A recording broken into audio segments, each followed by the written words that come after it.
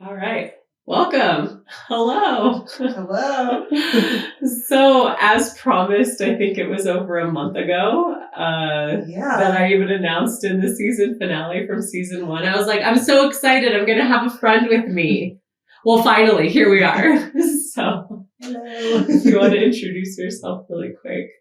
My name is Rowan, and I have been friends with Gabby for many years. We had a bit of a break, but we're back in it. We're back in the flow, which I'm super grateful for. What?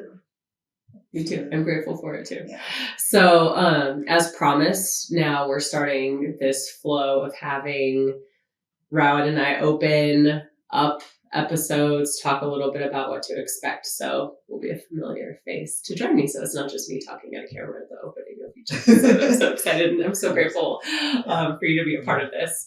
So this episode that we're introducing here, I had an amazing conversation with Aylwin, and I had just met him at this leadership conference I had met him there like 2 days before having the conversation. Yeah, he had shared with the group, and I was like, wow, he seems like such an interesting person. I want to get to know him better, just as a human in general, and also what an incredible story he would have to share, because he was talking about his passion to help children build their emotional intelligence and their awareness so that they have the tools to navigate the world more effectively and with more resilience. And he mentioned fleeing genocide as part of what really led to this passion. And I was like, wow, person after my own heart to really want to use these tools and techniques to help kids. And then the more I talked to him, I was like, and then when he came on to share what's going to be a 2-part episode, like the more he shared, I was like, oh man, you're going to be such a perfect guest. And then as he was sharing, and he's just like pouring out his entire life. And what I thought was going to be an hour was like 2.5 hours. And I gotten to the point where we were like at time, and I was like, I can't cut him off. I need to continue holding space for this conversation because it's so meaningful. He was so clear on like, this was a pivotal moment. This was a pivotal moment. This was a pivotal moment. Yeah, he really was. Yeah. I was really impressed by that. Yeah. And how he came in, he's like, here's my pillow. He just like, this is helping me. I was like, you know what? You just say that right if you get like, I need this pillow here. I was like, yes. Yeah, just like the closest thing to a weighted blanket to have is like, this conversation is going to be intense. And I had no idea how intense that conversation was going to get. And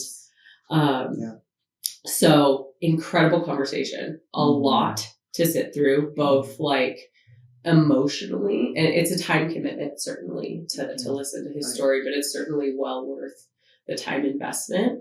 And it's something I was giving DJ a digest of his story, and he was like, I think when you give the content warning, you need to tell people like, listen to this conversation as you're on the way to like hug your family. Make sure that you surround yourself with love after, because it's even for me, like I know going back to my family after stopping that recording, I was like, oh my God, I'm so grateful for you guys. I love you all so much. There is like a funniness in that, but it is such an intense conversation to be a part of and to be witnessing and having the honor to experience. I would say definitely for me, I felt like I was like, wow, the sense of honor, but also the sense of like looking at what I also have and all of those connections of like just all the things that we go through. It was just a very empowering and powerful story. Yeah. So much so. That was so perfectly put. Yeah. And I'm so honored that he trusted me to hold that space and to be a steward of sharing his story. So I hope that everyone listening can like feel that as well. And especially something that someone, when I met him at first, he's like, oh yeah, I helped design video games and I helped design movies and these things. And I'm like, oh, okay, that's super cool. And then to learn more about him, I'm like, whoa! And what felt so powerful about that as just a theme in general is his story is a perfect one to demonstrate like don't judge people based on this much information that you get on them. Because the depth that he got into, I think, is like the perfect demonstration of how rich the depth of people are.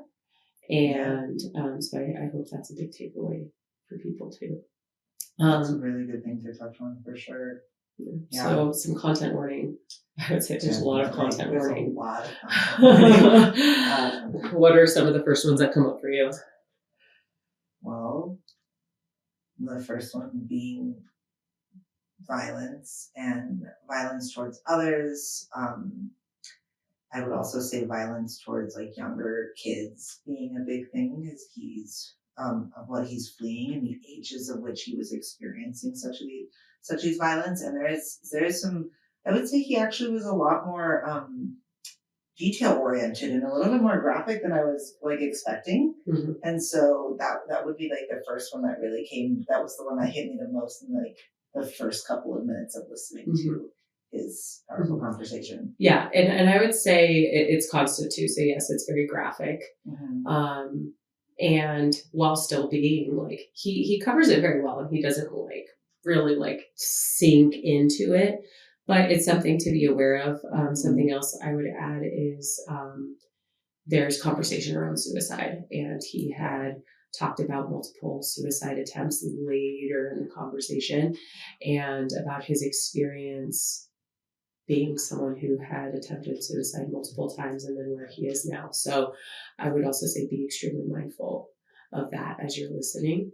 There's talks about depression and his and some other family members also their mental health struggles and some of the things they were going through, and I would say that take care in working with those, especially if there's something that's triggering for you. Would be another one that came up. Yeah, for sure. Yeah, definitely. Oh, and another one that hit me pretty heavily is he talks about the loss of his child. So having a stillborn child, just like I had chills and I felt it, especially like having right now. having like, you know, my baby was in the next room over during that, and I was just like listening to the story and thinking like, oh, I just want to squeeze her right now. So yeah, definitely something to love your family, love your family after listening to this one. A lot to be aware of. A lot to hold. A lot to hold, and it's not yours to hold either. I think is something that's really important to also mention. So, and it is a recording, so it's also okay to just pause and come back, or you know, take care of yourself in whatever way possible. I think that's a really big thing to talk about with all the innovation of technology and the connections that we're feeling. It's so amazing to connect, and it's so amazing to have these experiences and really see like what lies beneath, you know, that veil of, hey, I've made video games. Hey, I work in this aspect. I work in this sector. Oh, actually, I've had a really long life filled with all these experiences. And we've all had that, and we all interact, and those all interact in different ways. And we have to take care of ourselves and resource ourselves in certain ways to just be there with it. Yeah, I think that's a perfect point. Yeah. I will not be offended if you press pause. Take care of yourself. I won't know if you press pause. I was like, whoa, wait. Don't marathon for the sake of me or you know, anything. But yes, please take care of yourself while you're listening to this. And, you know, if you or anyone you know that is struggling, especially with suicide, please reach out to resources. We certainly want you here. I know there's a lot of people that do want you here. 988 is the national hotline to call or text. So this is part two of Aylwin's episode. So similar to part one, there's still a lot of background noise, and we will see you back here on Monday for a regularly scheduled episode. I'm looking forward to seeing you there. Also, you'll notice that this episode does end quite abruptly. We had the cameras all died. All of the recording devices died. So fortunately, it only cut off a couple of minutes at the very, very end where we were closing out the conversation. So really, there isn't any great information that is missed, fortunately, just a tiny bit. So there is an abrupt end to it. Don't mind that end. And enjoy the rest of this episode. It's really tremendous.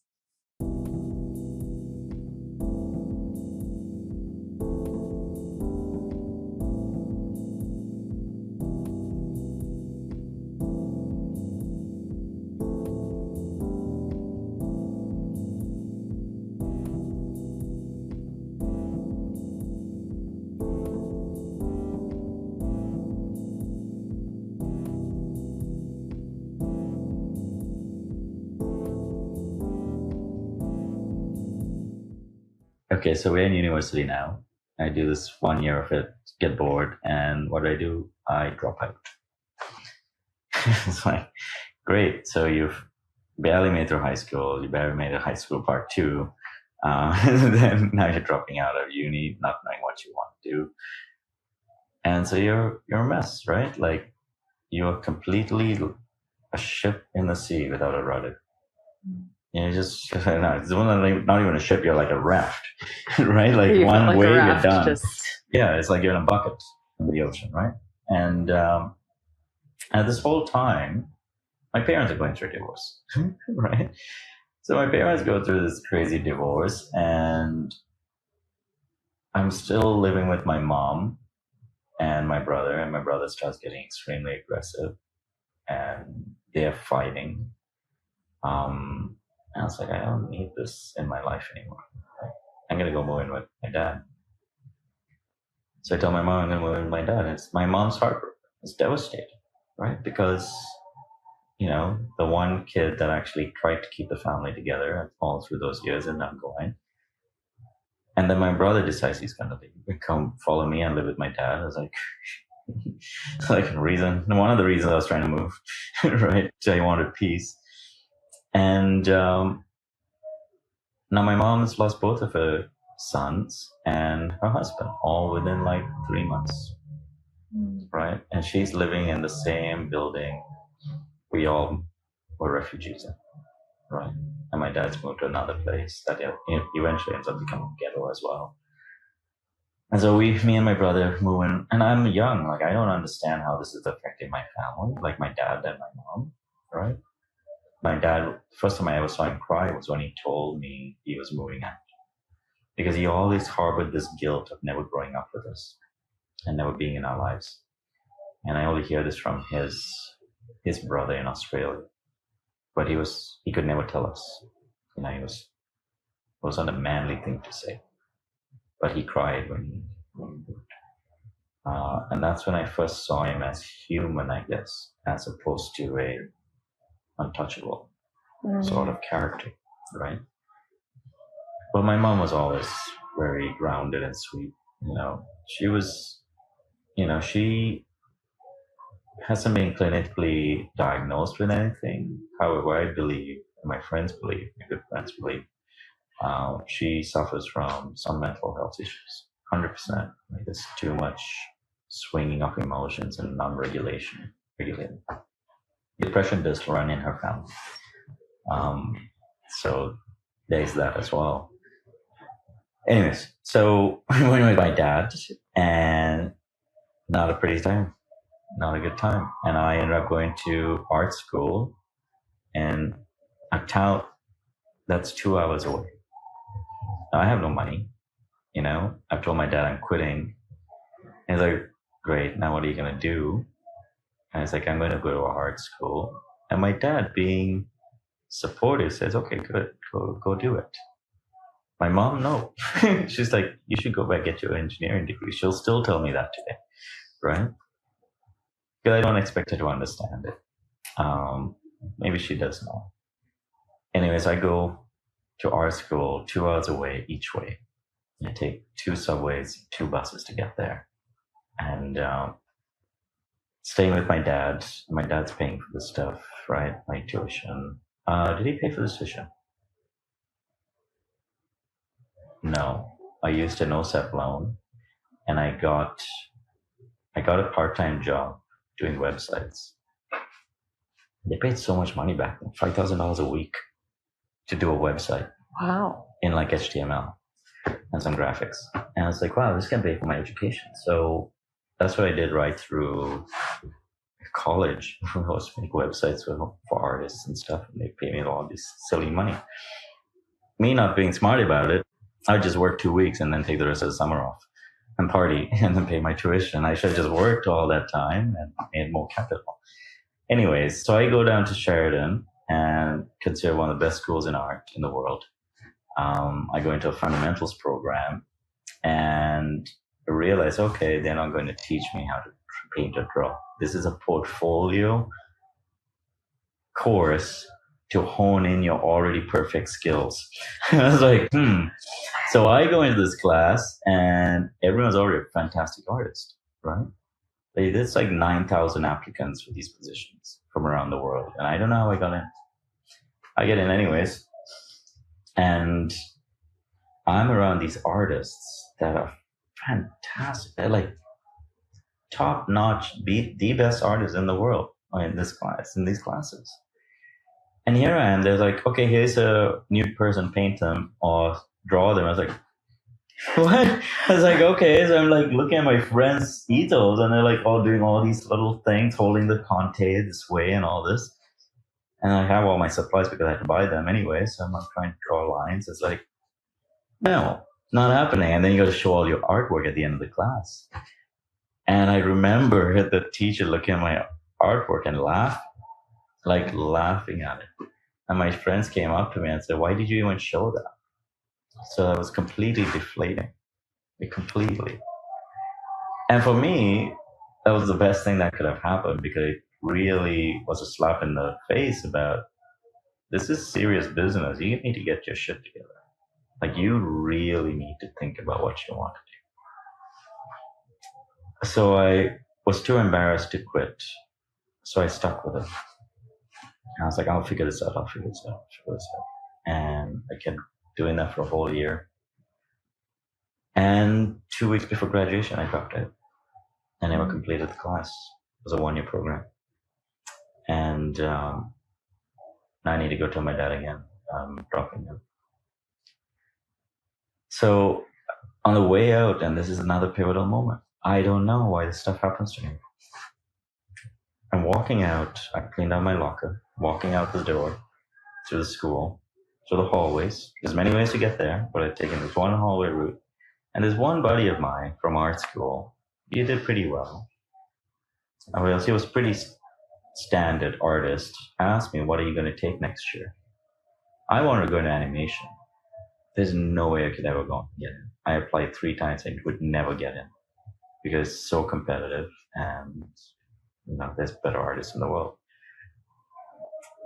And I asked him, I don't know what I'm applying for. He's like, well, I got an extra form here. I'm applying for this, this, and this. And I was like, oh, what's the last one? It was film and TV. I was like, okay. He's like, well, I got 10 minutes or whatever for my bus. So I was like, all right, cool. Okay. I might as well just do this. I had my student cards. I put my number down, all that stuff. So I was like, okay, well, I'll see you later, man. And I don't even remember this guy's name. It was very nice. I bought my first beer with this guy and listened to Rage Against the Machine. And on the way out to the bus, I can see the bus. I'm running. I have the form. I was like, registration room, drop it in, leave. Jump on the bus, and I'm now going home. And I get to tell my dad. So I don't tell my dad. My dad never knew that I dropped out. My mom doesn't know I dropped out. Won't send her the link then. She'll want to see this. And I get in. My friend doesn't. Because it was the only year in that program they didn't require portfolio. They required it on academia. And I had all my engineering credits. So I beat everybody out in an art school because I had engineering credit. Wow. The funny thing is, that school, when you were in art fundamentals, it was full of engineers. It was like, I would say 30% of them were engineers that dropped out, that only liked to do the visuals, drawings and CAD drawings and all this stuff. Fascinating. So they were like industrial designers in their mindset, but they were taught to be engineers. And when they get into engineering, like, this is not what I want to do. Anyway, so I get in this program and I was on fire. That was exactly what I'd been looking for since my childhood. And I took to it as, I don't know, I did a 300% course load all throughout my 3 years, made the dean's list. I got honors. I won best visual effects. I got hired at one of the best design companies in Toronto at the time. 3 days before I graduated, I did my internship with them, and I was unstoppable when I was in that mode. However, my depression caught up with me because I was working so much because I loved what I did. I wasn't sleeping. I was taking part in a lot of other things. And I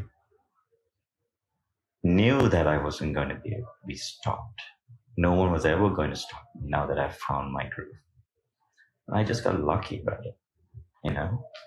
If that hadn't happened, I wouldn't know where I would be. So I get into this this point where I still don't feel I'm good enough. I'm in an art school that's thrown by the best people that have told me I'm terrible. And what am I going to do? So I start working like crazy. I tried to date this girl who I knew from high school, and I was mentally unstable.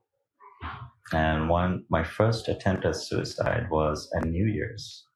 I forget which year it was. It was probably my second year in film school. Second year, I think, in film school. I don't remember. I slit my wrists because she broke up with me in the club, and I got kicked out of the club. And I remember it was in Toronto, and it was probably like minus 20 or minus 25, 30. I don't know. I walked home and I took the subway, and I didn't even have a jacket on. I had like a dress shirt, like a polyester dress shirt. I didn't feel the cold. I didn't feel the snow. I didn't feel the minus 20 bird chill. I was so ready to die. Right? I remember I slit my wrists with my key, with my house keys. And I remember I had thrown a party at my house that day, at my dad's place. I still live with my dad. And he had this beautiful glass egg full of seashells from around the world. I was sitting on these massive speakers, and obviously we were drinking, and I turned up the music, and the thing had fallen, shattered. And I remember coming home, and with my hand slit, and there was blood everywhere. And I just wrapped up my wrists, and I went to bed. And I told my brother what had happened. And he was in the next bed. We were all in a one bedroom. And then my dad comes home that night because I'd forgotten to clean up. And he's like, the next morning he wakes up, he's like, oh, did someone break the glass seashells? It's like, yeah, that was me. And I cut my hand on it. That's what I told him. He never knew that I tried to commit suicide. And it was all because I was not stable, and my girlfriend broke up with me. And that reinforced how much I'm worth in this world. Okay, she doesn't want me. My family doesn't want me. My family doesn't want me still running since I was 5 years old. So she doesn't want me. So why would I want to live? Even though I'm succeeding in my career now or in my schooling, but I'm still seeing myself as a failure because I dropped out of engineering, I dropped out of art school. There was nothing to support my emotional and mental health. So I go to school the next day or the next semester. And my friend Rajiv has been the most supportive out of all of us. He comes to my house, my dad's house that night, with my ex-girlfriend, and makes sure I'm okay. And my girlfriend at the time she cried like crazy. And she said, I'm so sorry. But it was the best thing she ever did. So come the new year, and she was one of the most successful, if not one of the most successful Canadian students ever. Right? She made all the lists, all the scholarships, Governor General's awards, all of it. Right? She was a very untouchable person and a very good heart. Anyway, that friendship disintegrates, and now I've lost one of these 1 in a billion people. My life is gone. Like, that tells me I'm not worth her. So what do? I go into school, and I had a teacher, Frances Rustum. She was not the head of the program, but she was this amazing woman, British woman, that taught. And she's like, "How are you doing?" I was like, and I show my wrist. And she just grabs me by the hand and she pulls me into her office and is like, "You are going to counseling now." She was the first person to actually notice it. And so I go into counseling, and I'm there for 5 minutes. And they're like, "You got bipolar disorder, take all these pills." 5 minutes. Wow. 5 minutes of diagnosis. I was like, "Okay, this is going to help me. This is what you got to do." There's no explanation as to what this is. There's no explanation given to me of any of it. It's like, read this pamphlet. This is what you do. Come and see us when you need more. Okay, so now I'm headstrong. I was like, I'm going to the gym, pumping iron, right? Getting buff because I'm insecure. So I was like, I gotta take this nonsense, right? And I'm doing a lot of partying, doing a lot of extra stuff at these parties, at raves and all of it. So I look at these things, these pills. I was like, maybe I shouldn't be doing this stuff. So I don't take the medication. And I was like, yeah, 5 minutes of diagnosing me with bipolar, I think you're wrong. So I go for counseling sessions, and one day I walk in and she's crying. The counselor's crying. It's like, you and I know that's probably not a good sign, right? So I stopped going to counseling, and I was like, I'm just going to motor through this, right? I'm just going to plow through it, be strong about it, be a man. Not even be a man, but just be unstoppable, all right? Even through all of this stuff, I guess I got very arrogant, but I wasn't mean or evil to anyone or anybody. However, I wasn't a pleasant person to be around. I was so aggressive, and I was very, I'm going to fucking do this with you or without you. I don't care. When you're in film school, you need to work with everyone. So I made a lot of enemies very quickly in my third year because I was making a movie to win back my girlfriend. And everything I wanted to do was not being taught in school. So film in Sheridan at that time, in the undergrad program, just took a camera and made a movie. It's no visual effects. I didn't care for that. I wanted to do visual effects. I wanted to do computer animation. I wanted to do all the stuff. That animation stuff is still in my head. So I, for some reason, somehow had to get my thesis done. So I write this story and my life story. It was like a strain of consciousness I wrote on the train in an hour. I wrote the whole script on my way to school. I go give it to my professor, and my professor was very smart. He looks at it and he's like, "You need to do this for yourself." And he greenlit it. And he's like, "Okay, you can do this because you need it." And he's an amazing man. John Keller. Yeah, John Keller. And I shoot it in second year for my third year project. But I shoot it all in green screen. I didn't even know what I was doing. I didn't know how to key. I didn't know what a key was. I was like, oh, I need boxes for reference material. Okay, they just put one box in there. I look back, I still have all the footage, and it's like, I didn't have no idea. Anyways, I shoot all this stuff, and then all my friends wanted to help work on it, and I cut them all out. And it's like, but this was also their thesis project. So it's it wasn't an individual project. It wasn't. It was supposed to be a group project. But I was like, this was too personal, I guess, for me at the time. It's like, nope, I'm doing it. I don't trust you guys to do it. So I did it all myself. I learned it all during summertime. And, there was no material on this stuff on the interweb. And I had no money.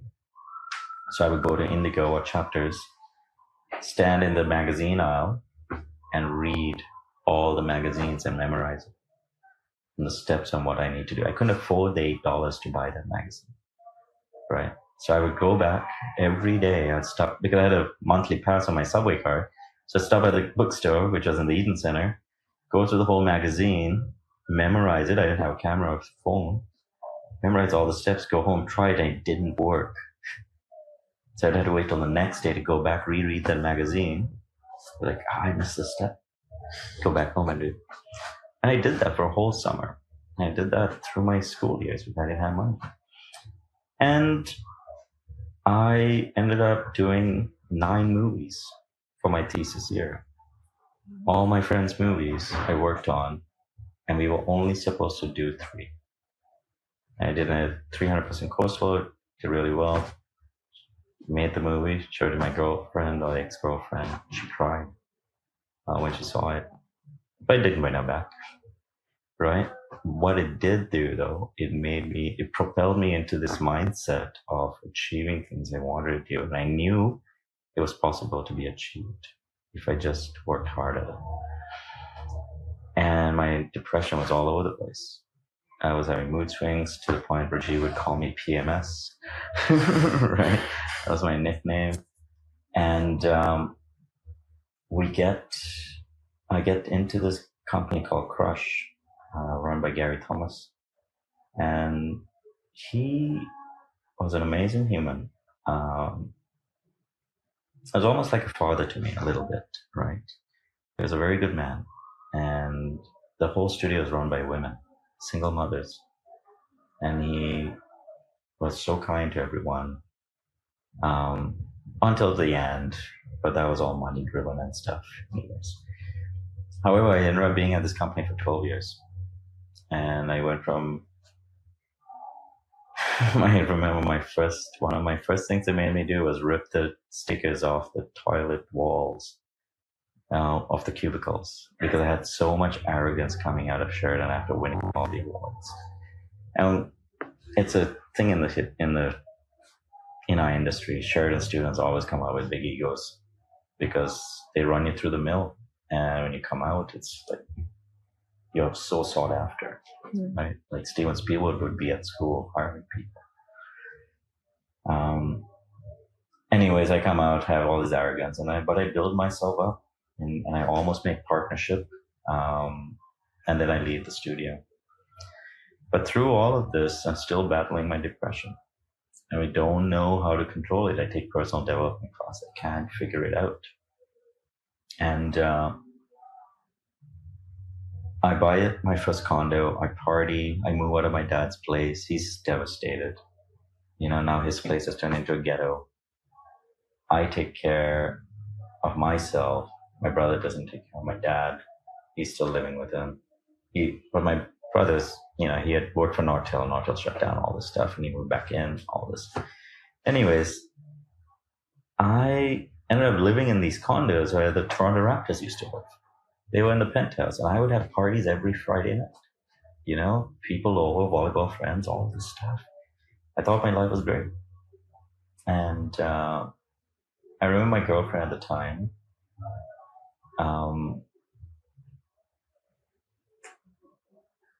We were going to surprise my dad. It was her idea.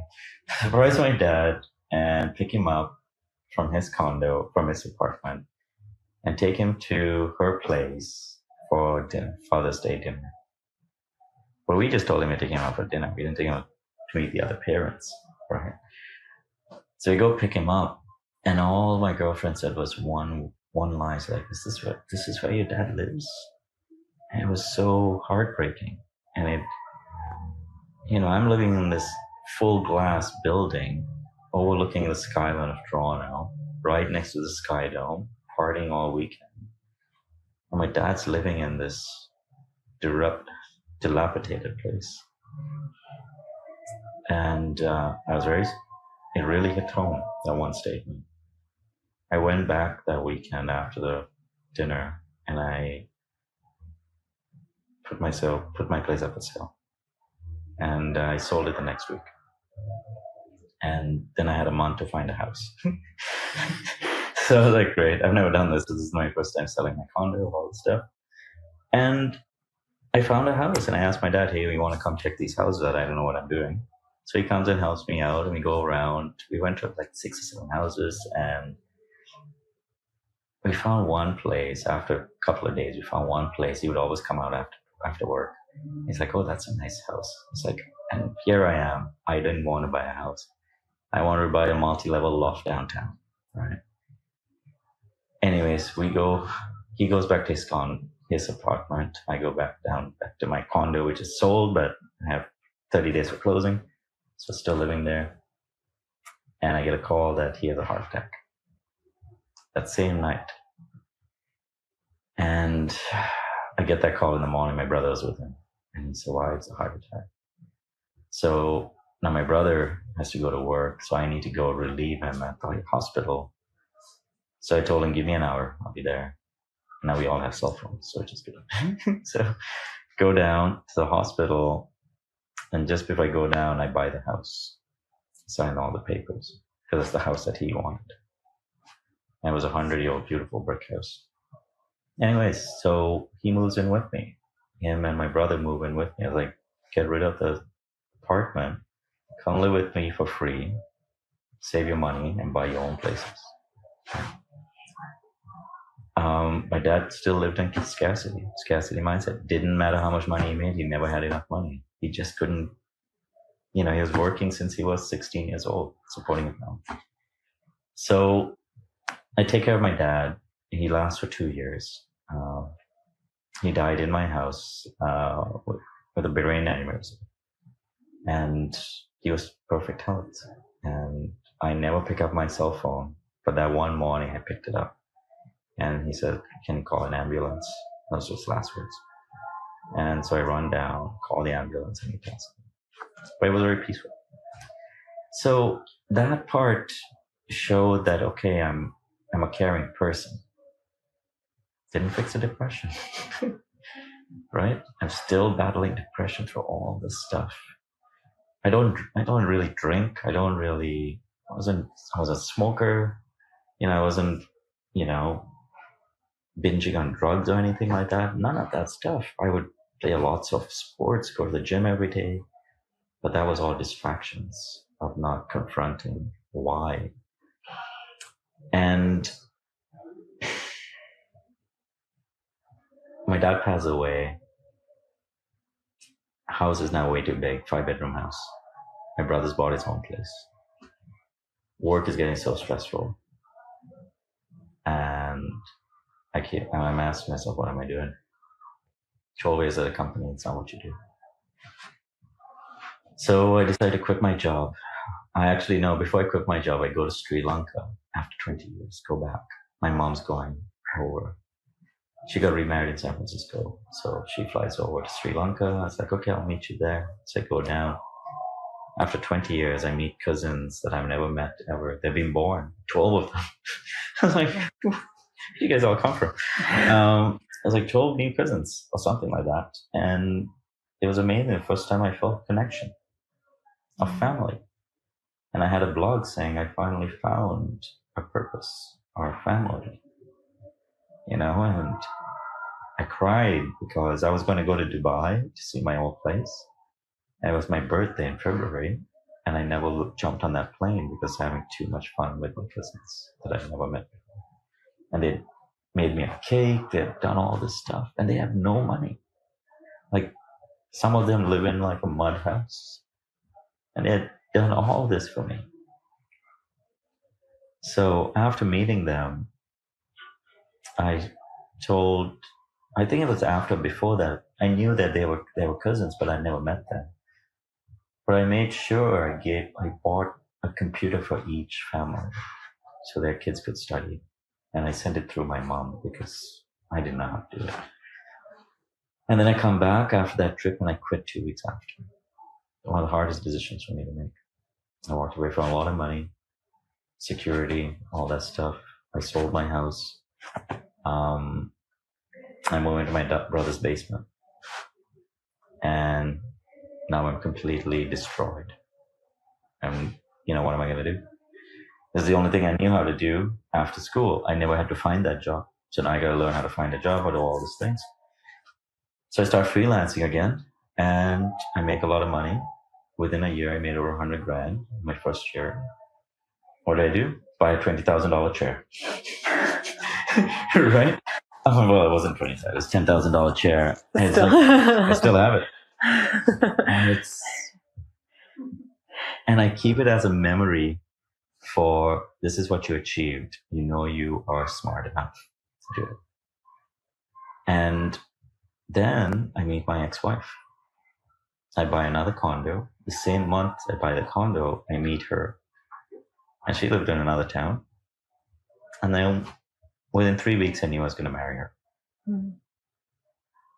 Looking back, I think those emotions, and I still believe those emotions were 100% accurate. They were true. They were true emotions. I loved her. And what do I do? I am unhappy in living in Toronto now, even though I have this beautiful penthouse loft that I wanted. Beautiful open concept, everything. And I decide to find more work elsewhere. And I believe it's because I was getting scared of settling down, of finding connection and being let down again. So I leave to Vancouver to work on Spider-Man. Mm. And that told me, hey, I beat everyone in Toronto because now I work on Spider-Man. Smarter than you guys, right? So it's a bit of an ego thing. And it just keeps getting harder. That's a whole other life. Okay, so I'll try to make this quick. I moved to Vancouver.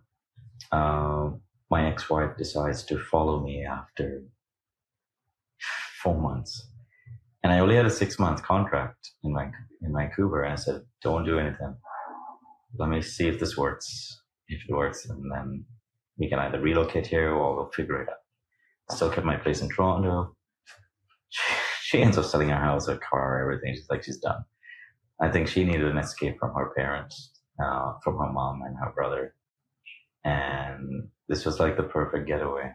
You're leaving to Vancouver, the nicest place in Canada to live, in my opinion.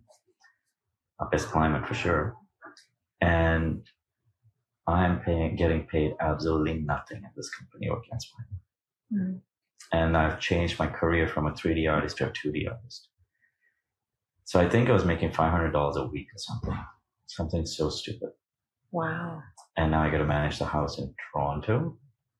I got to manage my rent. And now my ex-wife comes to join me. Now I got to figure this out. So I work. I do what my dad does. I kill myself working. Overtime. And this was a terrible company to work for. A lot of people know this company. I won't name it. Doesn't reside in Vancouver anymore because no one wanted to work for them. So they had to leave. And they also left because the tax credits left. They worked on Lion King. I guess we'll figure it out. Those who want to figure it out. Those who want to figure it out, look at my IMDb. Anyway, so I end up. Don't go anywhere just yet. We're going to continue this conversation in just a moment. Check it out. I am so grateful that you have chosen to spend your time with me here on the Nexus of Narratives. I know that time is our most invaluable resource, and I am grateful for your support by just listening. If you would like to further support the podcast and my continued work in this space, please go to www.nexusofnarratives.org. That is NEXUSOFNARRATIVES.org for more content, ways to support, and connect with others. The Nexus of Narratives is a project, a passion project of mine in the Nexus Impact. So if you are looking for coaching services to become the type of leader that others want to follow, or help improve the culture and engagement of your teams, your organizations, and build greater community to help reduce lost costs due to turnover and inefficiency, reach out to me. I would love to help support you in your work. And if that is the avenue that you would like to go, you can find me and connect on my website. That is thenexusimpact.com, or THENEXUSIMPACT.com. Thank you.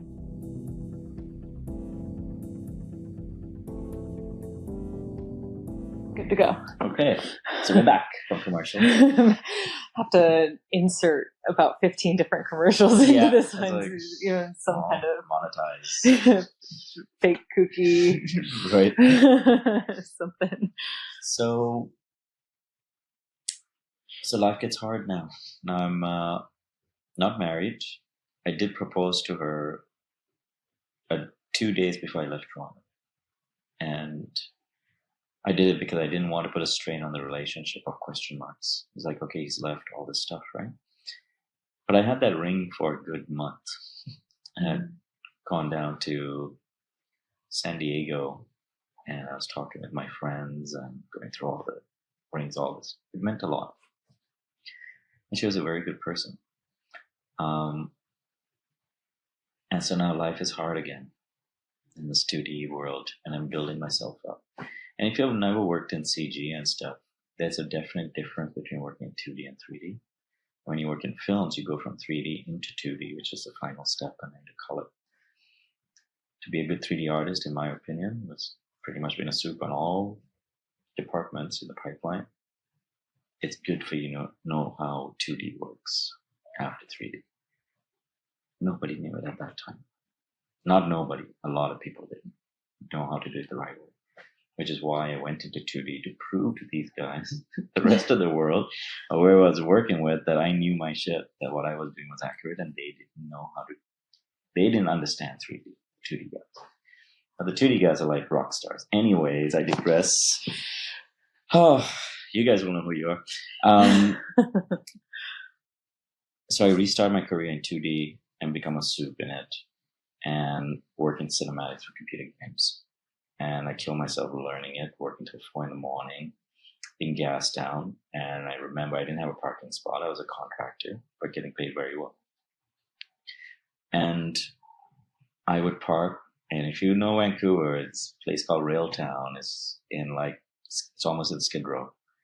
I would park my car because I didn't have money for parking. I would park my car like 4 blocks down in Skid Row, and then at 4 a.m, I had to walk Skid Row to go get my car. And I would be followed by pimps. I would be followed by people who want to mug you. And I get in my car and leave, right? No one broke into this car. I don't know. It was my dad's car. I got very lucky. Anyways, I worked really hard.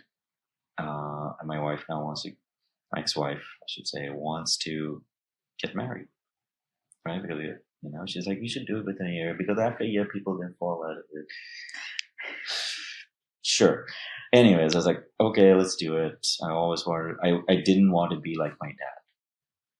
My dad always said no to my mom. I was like, okay, I'm going to say everything to support you, whatever you do. And unfortunately, that comes to bite me in the end. And so I support her. It's like, okay, cool, let's get married. Let's do this. Let's make it happen. And she's now left her career as a radiation therapist, making good money. She's got a master's, all this stuff. She's way more educated than me. And she goes into nutrition. And to go into nutrition, she needs to go to school. So I take that on. I start paying for her school as well. Or at least her accommodations. I think she paid for her school. Anyways. But anything we did was, all the finances came on me because I wanted to make her life easy. And supporting her new career, working my ass off to learn, study, and deliver all at the same time. And then now we got married. All the expenses on me. And I have a scarcity mindset because I come from a very poor background. So when I get into financial distress, I've noticed that's where I fail. I am the worst person to be around. I let go of my health, everything.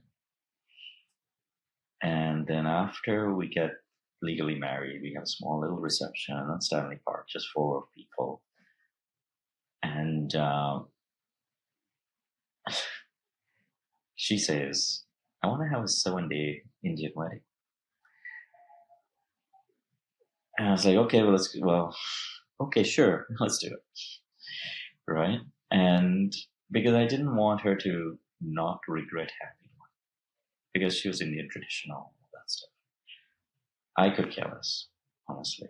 Right? And we flew down to Toronto to pick up outfits. I'm making semi-good money now, and get down to Toronto. But I buy my suit, and the first suit I see, an Indian suit with the whole crazy prince outfit, right? Anyways, all this stuff.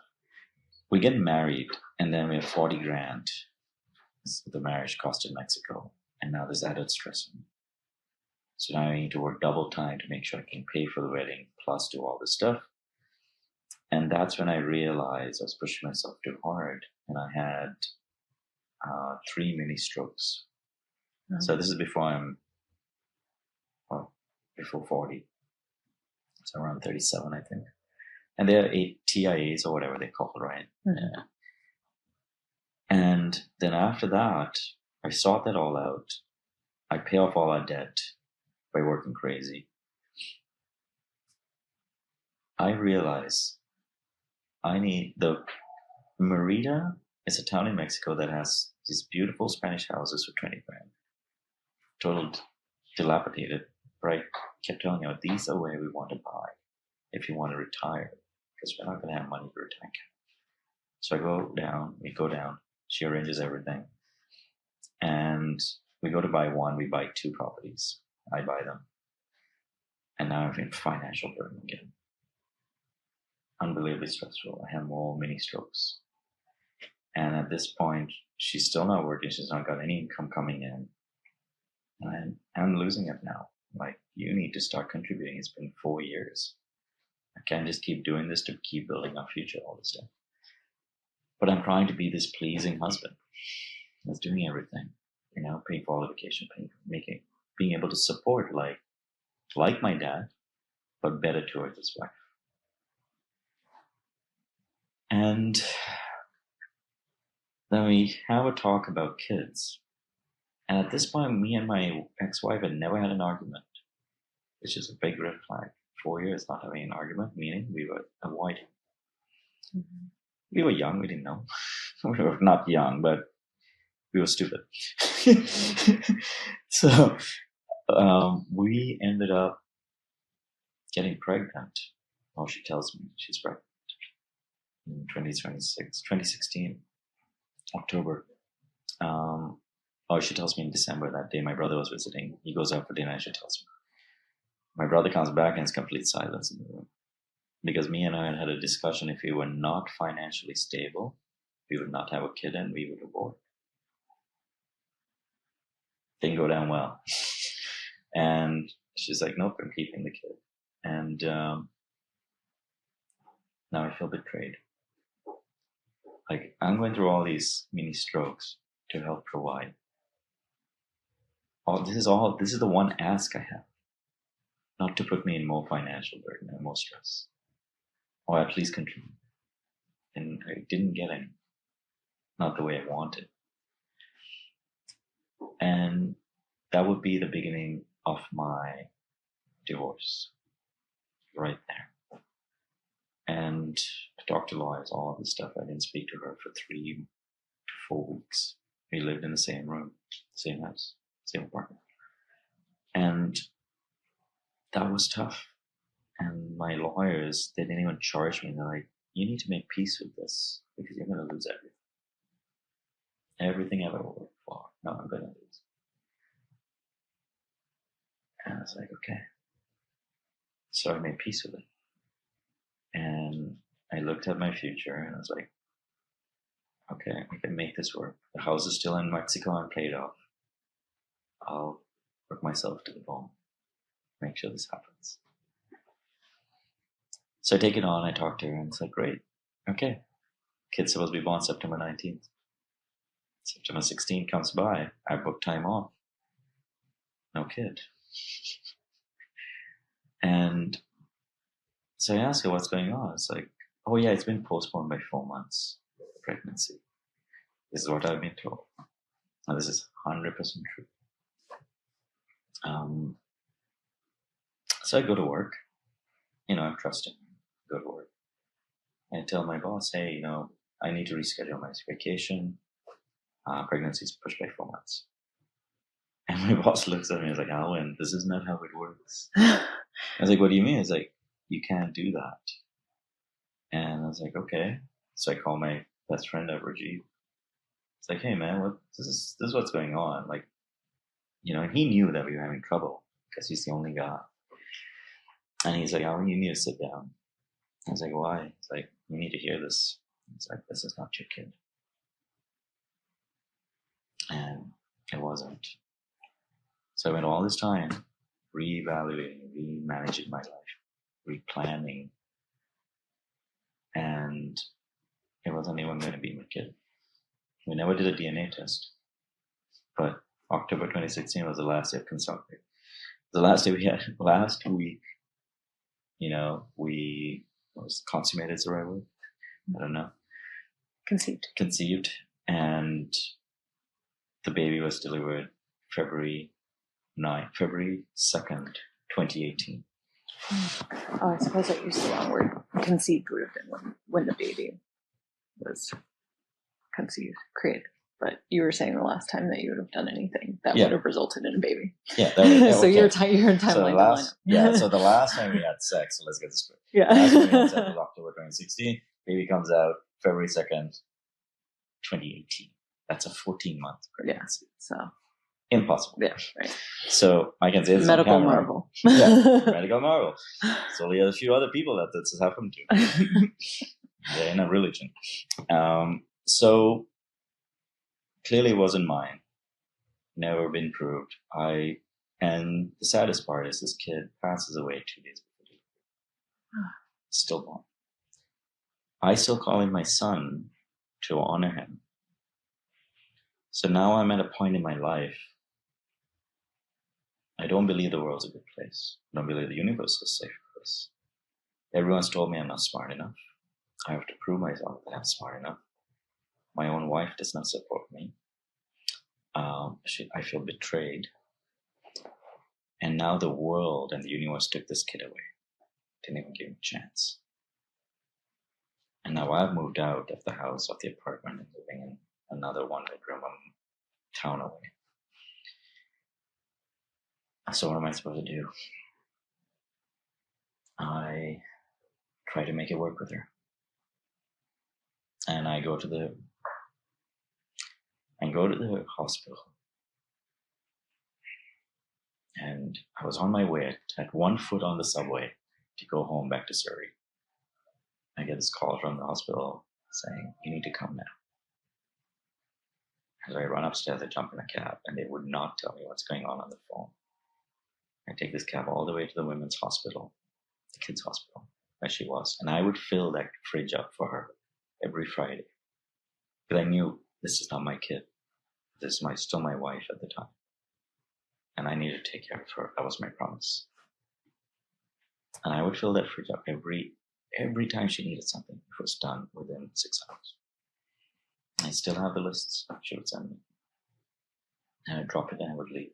I couldn't be around her because I knew what she was doing. And that was one of the saddest days. Not because the kid passed away, but seeing someone I loved. So sad. I would not wish that on anyone. Never. It was the saddest thing I've ever seen. It's like a mom losing a kid. So now I need to switch it. I can't be sad. So I can be strong for her. So I come to the hospital. I take time off from work. And I sleep on the floor in the hospital for 5 days. And in Vancouver, they let you keep the stillborn kid with you in an ice basket. And you can hug them and all that. And she wanted it. And she wanted to feel like a mom. And she would take him for walks out in the courtyard just to see the sun. So it's so sad.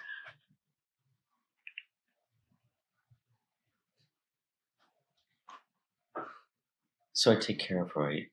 She had an emergency section, all this stuff. And I make sure she has all her medication. I showered her. I did everything I could to support her. I moved back into the apartment part-time to make sure she's not postpartum, she's safe, all this stuff. Tried for a whole year to make it work with her. And I just told her, just tell me what happened. And she couldn't. Or maybe I didn't want to hear it. But I'm pretty sure she couldn't tell me. And so that was it for me. I said, I can't do it anymore. So I left. And that was the start of our divorce. So I lived in Bali for a couple of months. And what happens in Bali stays in Bali. Right? And I made a lot of money working on movies. And I had to spend it on myself. And I did. And so those memories are still some of the nicest memories I have in Bali. And what I do is I come back. I left so depressed and deflated because I was working 100-hour weeks on a Roland Emmerich movie. And then I come back more tired and more depressed than when I left. Because I didn't know what I was coming back to. I remember the last things I told her was, you can take whatever you want and leave what you don't. And I come back and all of her stuff's gone. My stuff's in the apartment. And I was like, okay, let's start again. Right? Now I gotta do it again. And so I do. I started and I go into counseling. I've been in counseling all this time. A good friend, Michelle Serge. And she tells me, you're grieving a lot. You gotta get help, all this stuff. And she helped me a lot through the loss of my son. His name was Noel Alexander. So I would go every day on his birthday by myself to a temple, light some incense for him. And then I would go for a dinner and order a birthday cake and write him a letter. So that's how I cherish him, because I don't know who's his dad is. And I don't even know if his dad knows this happened. And through all this, I'm not talking to my mom, right? Because me and my mom and my ex-wife had a big falling out. She was very physically abusive to me. And I didn't speak to her for 8 years. So now I'm on my own. Nobody. So counseling was it. And then counselor's like, you need to start getting out there and meeting people. So I get out there, start going back to the gym. And through all of these that I haven't talked about, is volleyball has been the one thing that I'm really good at. I'm very athletic. I come from a very athletic family. But I was very good at volleyball, and I could put crowds together very quickly. And so I got out there. I went to a meetup. I was like, oh, these guys aren't that great. They were some good guys. I was like, I'm going to get my own net. So I bought my own net. And I got everyone's number. It's like, I got my own net. If you guys want to come play with me, come play. I built a group within a month of 60 people that wanted to play. So I had my community very quickly. I was on the beach 6 days a week. And amazing. And I met a girl there. And it's just fantastic. Amazing person. And then I was not ready. Still going through my divorce. Still a lot of trauma from the grief. Of course it wasn't going to work out. I was still depressed and bipolar, all this stuff. She breaks up with me and says, you need to go take this self-development class, which is what we're in here in Cabo for. And changed my life. I took the class and hoping how to get her back again, right? I swear, my relationships. They rip me apart and teach me so much. And I take the class, and it's still overwhelming. I leave to China to get away from a divorce, to get away from the sadness, to get away from breaking up with her. Now I can't go back to my community of volleyball players because she's in it. And I was like, I lost that. So I leave to China to go work on some of the 3 of the biggest Chinese movies ever. So I'm lighting supplies and all this, whatever. And I'm working from 9 a.m. till 5 p.m., 5 a.m. every day. I go to the hotel, go back, go to the hotel, go back. In a foreign land, I got my own translator. And it's like, it's still not good enough for them. And it's like, I can't do this anymore. I did for 9 months. I was in hospital for a week in China because I got so sick. And I remember the doctor saying, I was like, what's the treatment for this? It's like, don't be angry. It's like, that's not the treatment. Right? Like, that's the conversations and language barrier and lost in translation. They're giving these little herbal pills. It's like herbal things. I was like, this is Fresherman's. It's like, this is not going to help. Anyways, I quit on a Friday night, pack up my stuff on a Saturday, leave by the Saturday night. And I was dating a couple of girls in Beijing at the time too, because I was completely out of my mind. And these were amazingly beautiful people, like individuals. And I still keep in touch with some of them. And I apologize to them that I'm sorry that I had to come and go like that. But they did pivot my life. They showed me there's still caring people out in the world that has hope for me. And I leave that Saturday, come to Vancouver. I've not told anyone I've quit. I just sent an email to my soup here in Vancouver. And then I get a text from my brother Monday morning. It's like, something's going on in Beijing. You okay? It's like, and COVID breaks out that week. Oh. And they shut everything down on the next Friday. And all my friends got locked in their hotel rooms for a year. I left. So what do? I come to Vancouver. I go back to the self-development course. I re-audit it. And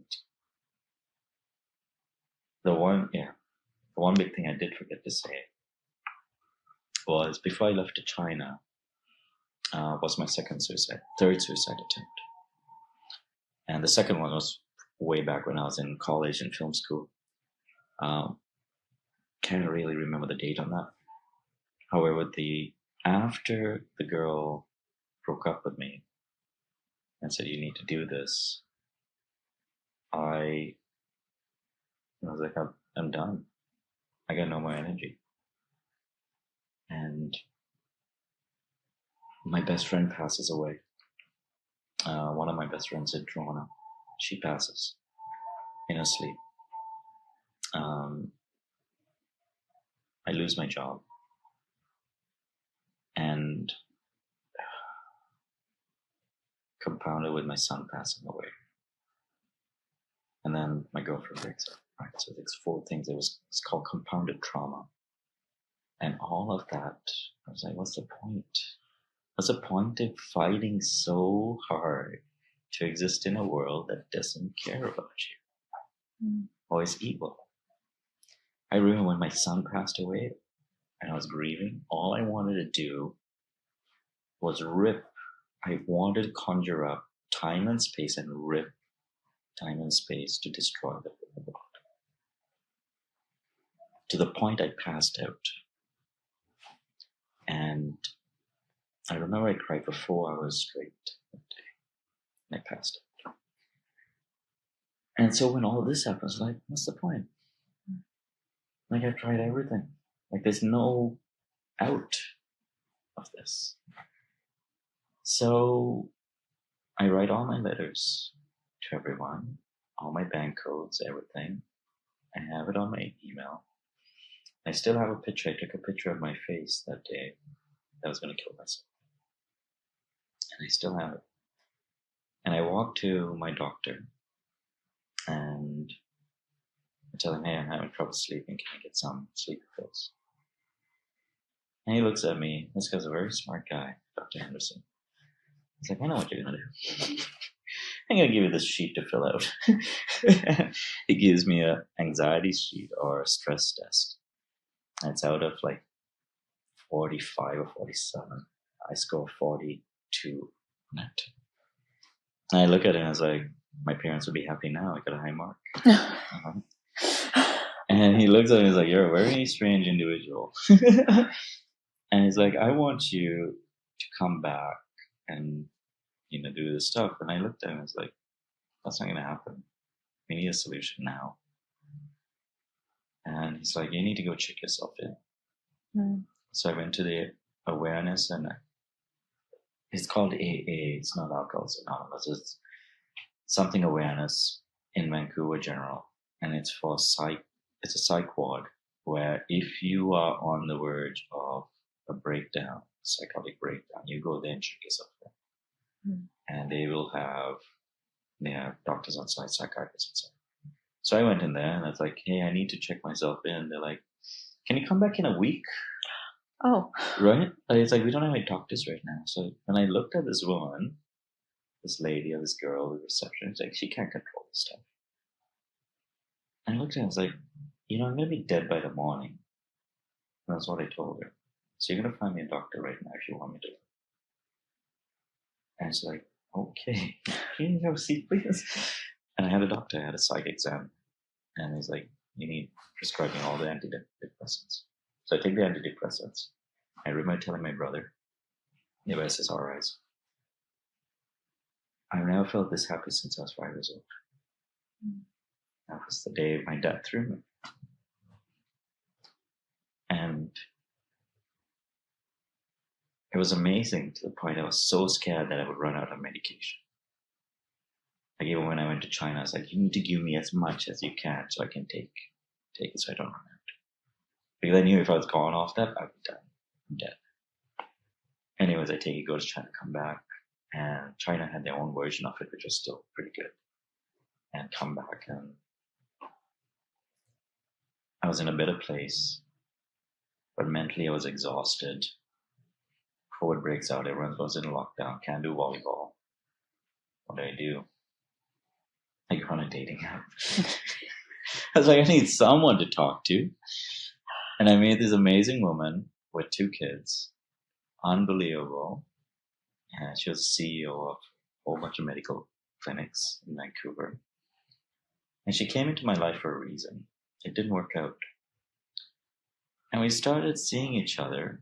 And I was still on meds and put on 30 pounds because of the meds.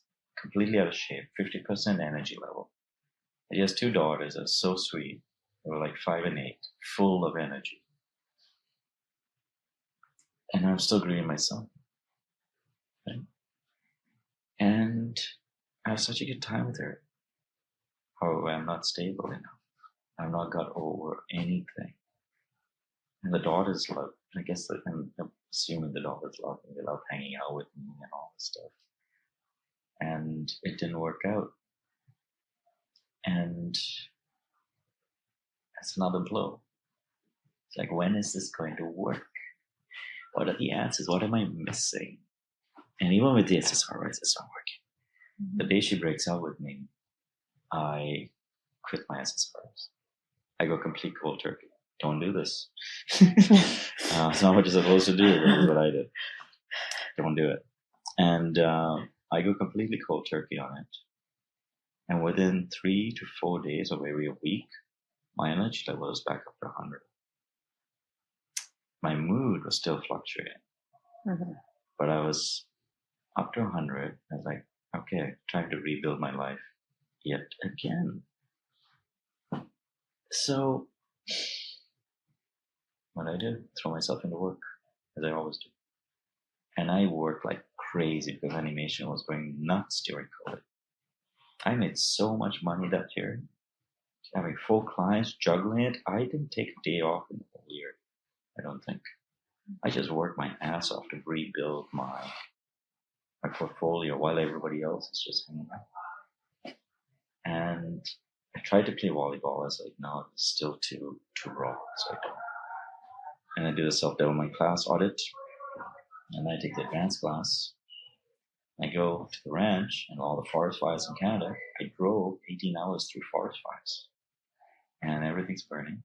It's like, yeah, hey, this is 3 years old again, right? Everything's burning. And I get there and I do the 7-day class. And in the 6th day, no breakthrough.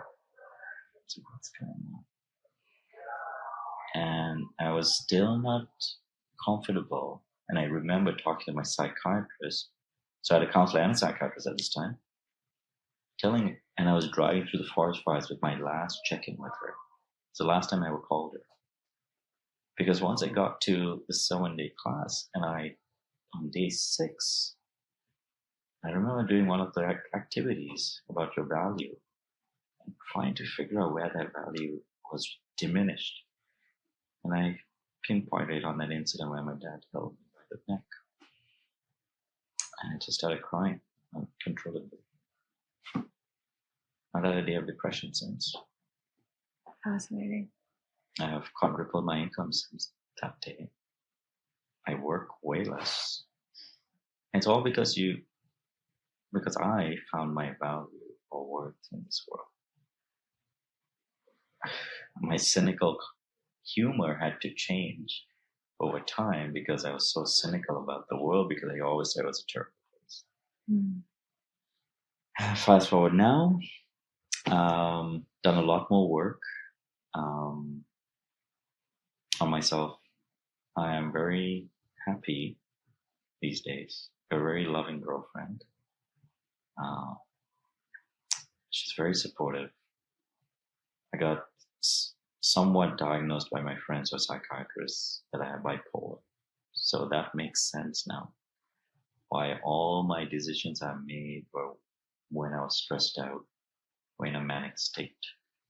Mm-hmm. And now this whole dyslexia thing adds another layer of complexity. However, it's been such an amazing 4 years. It's been probably the best years of my life, the last 4. They've been hard. The rewards have been great. I wouldn't wish it on anyone, you know? Well, and I'm so grateful that you're here. How much time do you have? For everyone listening, we're so far over time, but I'm so grateful for how vulnerable you've been that it felt extremely important to me to maintain the space for you. Oh, thank you. And I am so grateful for the outpouring of yourself that you've offered. Not only to me and feeling the safety with me to do that, but in a space that I think it can benefit others in any piece of it. There's so many moments that I was listening that I'm like, there are so many moments where people can gain a more broad worldview, a sense of compassion towards others. And so thank you for that. And just with the multiple suicide attempts, I'm so happy you're here. Yeah. And so happy for your growth and your transformation and that things are finally going right for you. And yeah. You know, I do still have my sad days, but course. sadness is different than depression. And I have been having a lot of talks with people recently, and this might help people who've had loved ones commit suicide. When someone's, at least for me, there's different reasons people do it. However, usually when they decide to take the exit, it's because they haven't been able to find a way through, or they just can't see it. And some people take that guilt on. Mm-hmm. And I believe there's something to it. However, if I was going to exit and I was successful, that guilt should not fall on anybody else. Because and yesterday was an amazing time when someone said it perfectly. Said they found a solution, and now they're at peace. And even though it's sad that they're gone, they found peace in their life. All I wanted was peace. Mm. Not in this planet, maybe, but maybe somewhere else. And I look over to my mom. For those who are on video, my mom's in the background. I lost my uncle to suicide when I was a teenager. Oh wow. And he was like a father figure to me. Very special person. And I'm remembering my mom sharing with me that he had sought help. And my family didn't have the awareness of resources to connect with. And he was trying. He wanted help. He asked. And that's nobody's fault. No, it's not. It's hard though. I mean, when you're trying, you try. And I think this is another part that I want to talk about. Is the talking of the subject is so taboo. Mm-hmm. There's a stigma associated.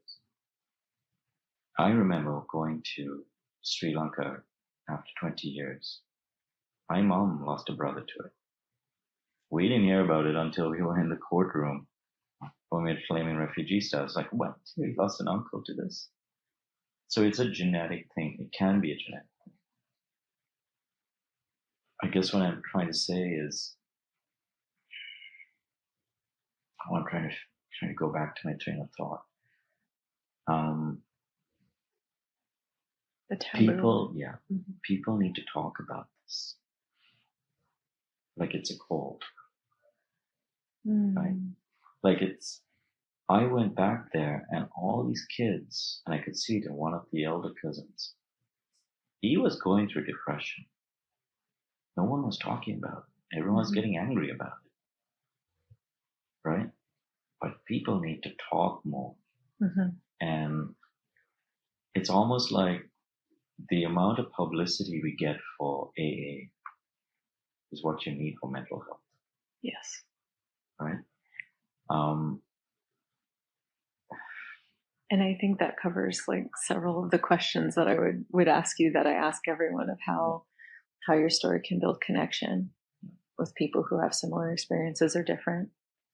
Yeah. And what is needed for connection. Yeah. I'm like, I don't even know that I need to ask you these because you've already answered them. I think compassion is one of the biggest things you could learn. And one of the greatest offerings. It's the only, not the only offering, but how do you say it? It's one of the most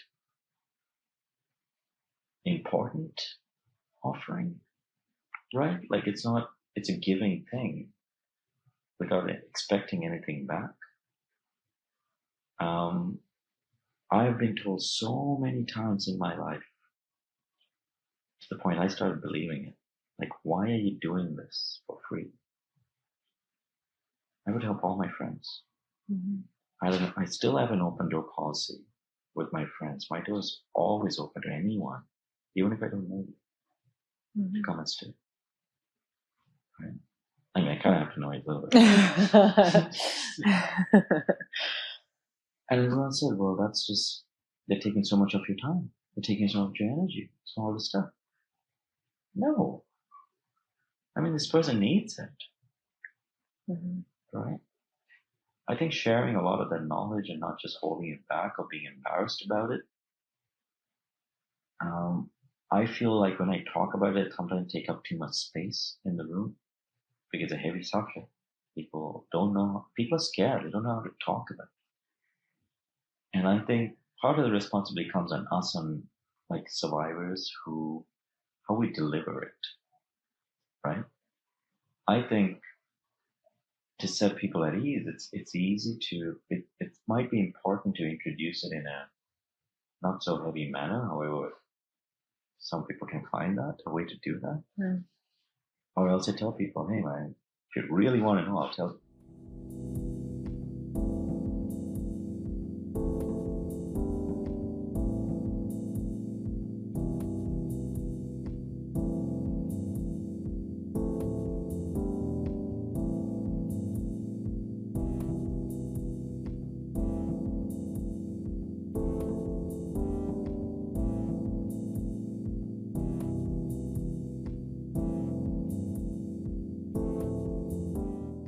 Okay, and that is a wrap for Aylwin's episode.